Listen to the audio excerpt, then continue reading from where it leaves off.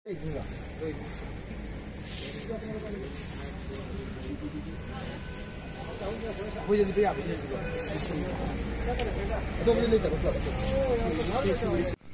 guys, tun ho hi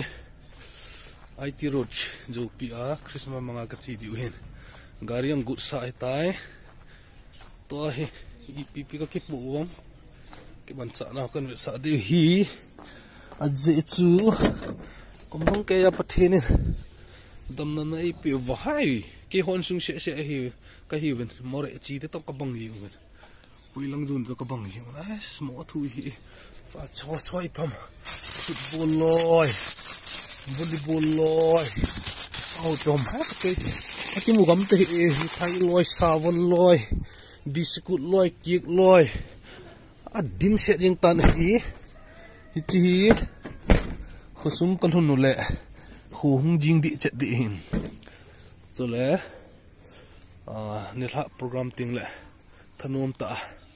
te se ho jong thil hop do na kan nei diu zuklop ho jong ting le mu thang ho jong thil pi na kan nei di hin so jo siang chu na vit diu he tiếng là kêu hi ta cũng cái bật điều cuộn hết tan cái rồi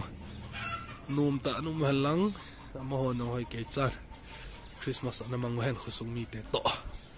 chân chữ tay tiếng nó tay váy cuốn để tao nó khác cái màn điệu hi cái váy cuốn để tao nó cái màn điệu tay hey Lydia papi pu ơi ski có trái tay Angelas ready to go đó hẹn nó tao nó mà đâm nè ai lẽ pu tao nên mong ngõ lẽ vài con là tiếng ngã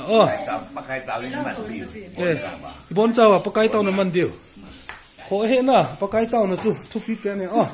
tu ni sunga da hechin sunga da ngam achai na pen de ta na em ki mu to leo phat na ke chai de ta ai lẽ bon wa tao tao lo di ong Bon ma pakai